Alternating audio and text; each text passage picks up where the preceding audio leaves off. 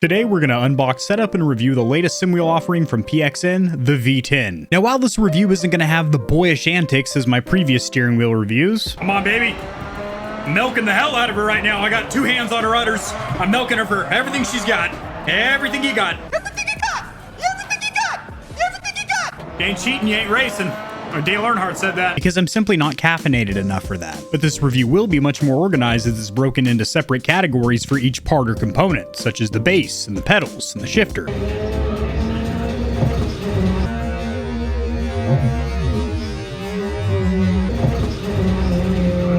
Let's find out if this latest flagship offering from PXN is worth wrapping your hands around the micro suede.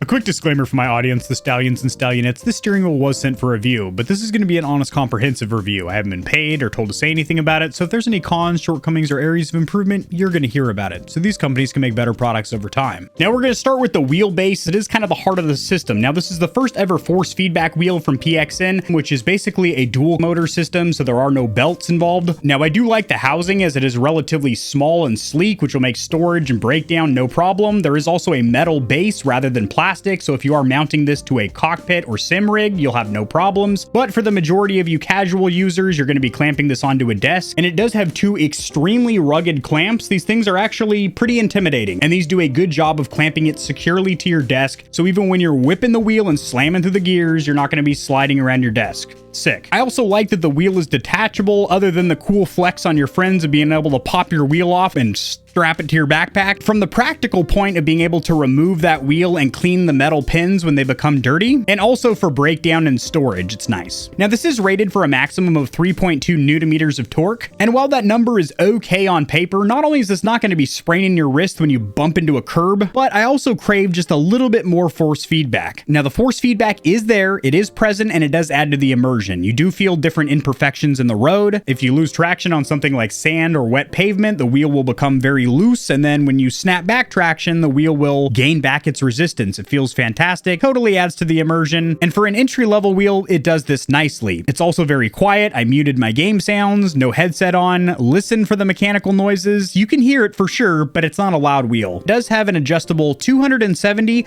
to 900 degrees of rotation, which is awesome because a lot of games / simulators like Gran Turismo take advantage of high-speed steering, to where when you're at high speeds, you barely need to input or move the wheel, just like driving on the freeway in real life, as where maybe you're trying to pull a U-turn or pull into a parking spot in a game, you gotta really whip that wheel around 2.5 turns, lock to lock. It is very quick and easy to toggle 270 to 900 degree mode on the fly. And as for platform compatibility, this is designed for PC, Mac, Xbox One, not the original Fat Boy Xbox One, but if you have the midlife refresh, the 1S or 1X, you're okay. The Series Brothers, so the S and X, and then PS4. We are gonna test this on a PS5 because I have a feeling it will work with PS4 titles on the PS5. We'll test it. Overall, I have zero complaints with this base. I think it's one of the strong suits of this wheel, especially at the price point. I just wish I had a little bit more resistance. Now, the shifter is pretty darn good, but not perfect. The actual 6-way gate is aluminum, and there is a nice distinct step for each gear. To access reverse, you will push in or downward on the shifter, and then go to the right and down. You do also have a high-low toggle. This is primarily for trucking simulators when you're rowing through the 18 speeds of a big rig. And then you also have an electronic park brake to make sure that your ride doesn't go rolling off that hill when you park.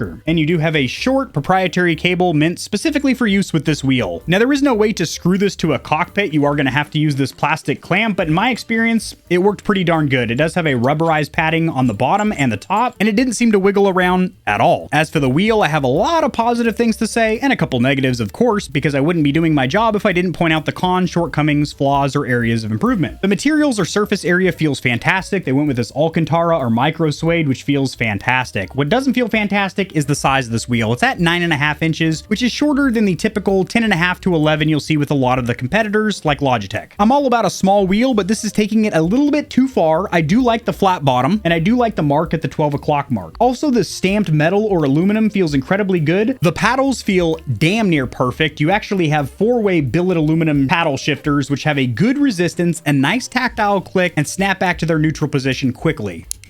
The only thing that really twerks my niblets about these paddles is the fact it's a different switch or actuator for the bottom 2 buttons and the top 2. You get a nice tactile mechanical click on the top, sick, but then a nice squishy McMushy feeling on these bottom 2, and no auditory or tactile feedback on the hands, so you don't really know that you've actuated the switches. I do like the top paddles a lot though. All the face or action buttons feel superb. You can hit them cleanly, even if you're wearing racing gauntlets or gloves for you intense sim peeps out there. Overall, this wheel is dang near perfect. If they had the same switch in the bottom 2 paddles as the top 2, and the wheel was about an inch larger, this would be damn near perfect. Now, as for the pedals, you can adjust the resistance, which I find to be a fantastic feature, and out of the box, it's set up how I would like it. The brake requires a good amount of strength or resistance, while the accelerator and clutch are a lot easier to press. But in addition to the strength or resistance that it takes to press the pedals, you can also adjust them up or down, as well as left or right, which I really like. So if you want to get that pedal spacing just right, so you can heel to toe and work on your quick shifts, you're set. You do also have rubberized feet on the bottom, as well as a couple of threaded holes if you want to mount this to a rig. Now, this kick panel does feel like a very thin piece of metal. However, these pedals, I'm pretty sure are plastic. Maybe just cheap metal, I don't know, but they feel pretty plasticky. At the end of the day, looks are subjective, performance is critical, and performance is damn good with these pedals. I like it. I'm gonna give it a 7 out of 10. I wish the materials were a little bit more premium and you could crank up the resistance just a little bit more. Now, as far as the included documentation, instruction manual, or brochure, it's okay. Not the biggest font, and it can be a little bit disorienting what you're looking at, as the pictures are relatively small and English is buried next to 2 other languages. Luckily, you don't need this because you have this video. Installation of the included desk clamp is very simple. You are going to put your base on top of your desk and then slide over the 2 clamps, use the included Allen key, and you will tighten these 2 screws to the desired clamping force to where your wheel's not moving around when you're steering, however, it's not damaging your desk. Now, you can also adjust the tilt or incline of the wheel, and in order to do that, use the included Allen key on this bolt and its twin on the opposite side. The wheel is threaded, it is just plastic, so be very careful when installing and removing the wheel. Also take care not to damage these metal pins. Press the wheel into the base firmly, and then you will rotate this tightening ring in a counterclockwise fashion until you simply can't anymore, and plug this into a USB port on your PC tower. The cable does also have a breakaway, which is nice if your pet or kid trips on this. It's not going to cause any major damage, hopefully. Now, as for the shifter, so we can be rowing through those gears, your only mounting option is going to be this plastic desk clamp, and it does the job just fine. So I actually had to lift up my mouse pad and mount the shifter underneath it, because just that little extra thickness, which is probably about a 1/4 inch if that, made it to where the clamp couldn't expand wide enough to get over my desk. And I didn't have that issue with the actual base, but with the shifter you do. So on their next version, maybe have a little bit more clearance for people that have larger, thicker desks. But no issue, as you are mounted, you are going to take this proprietary cable and link it with its partner. And you really can't install this the wrong way. It's threaded and it only pops in one way. Then take the end that looks like an Ethernet port and plug this into the back of your base. And it is clearly labeled whether it's for the shifters or pedals, which I do like. And there's also an additional port for a gamepad, which is sweet. So if you want to use that to browse the menus, but then use the wheel to race. On the back and bottom of the pedals, you will have 2 ports. You have an Ethernet style port, which is going to go to your steering base. And then you have a USB cable, which I believe needs communication with your PC. However, we're going to try it just plugged into wall power to see if it only needs power, not communication with your PC, considering this already communicates with your base and the base is plugged into the PC. Yeah, wishful thinking, dude, trying to save a USB port on your PC. You're going to be using 2 USB ports with this wheel. Last but certainly not least, plug this into the wall and this into the back of your steering wheel base. Let's go ahead and get the cons out of the way, because there are some shortcomings or some areas of improvement for their next version or iteration. I do wish the pedals had more resistance, particularly in the brake pedal, because if you can push it easily with your hand, you know under foot pressure or foot power,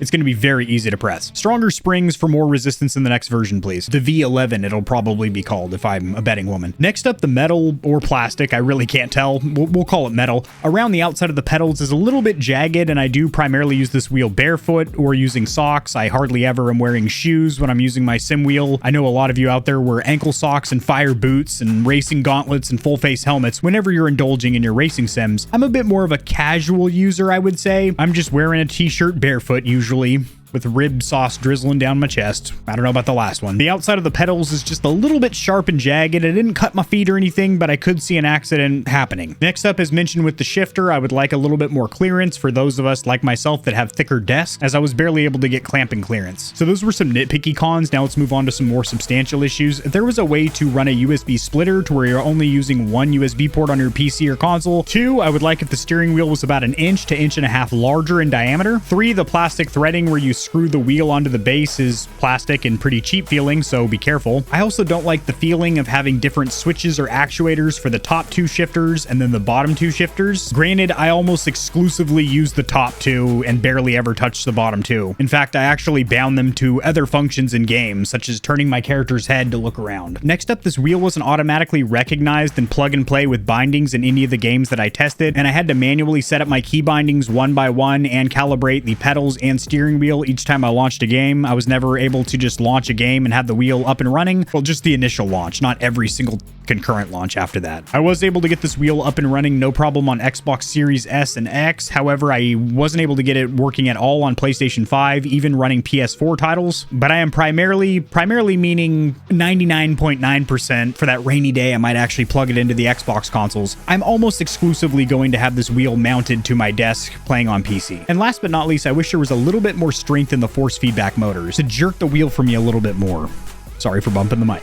As for the pros, there's a whole slew of them. The wheel feels fantastic other than being a little bit small. I love the build quality. The micro suede or Alcantara feels great to the fingertips. I love the fact the wheel is detachable from the base, and getting it on and off feels great, even though it is a plastic ring, which could break eventually. The 6-way shifter feels fantastic. The pedals feel great. Granted, I'd like a little bit more resistance. And for the price point of $330, all the components come together to make a very good sim set. I love the direct drive system as it's pretty damn quiet and gives a good amount of force feedback. I'd like a little bit more. I like how sleek and small the base is, and being able to swap between 270 and 900 degrees of rotation on the fly is fantastic. Cosmetically, I think this is a good looking set. At the end of the day, this is a fantastic entry-level wheel that I'll be getting a ton of use out of. Drop in the comment section below what racing games or sims you're playing and what wheel you're grasping when you play. I'm not really playing. You ain't playing no games. This is a simulator here. Gosh dang it. This wheel is linked in the description below, and I'll see you Stallions and Stallionettes tomorrow.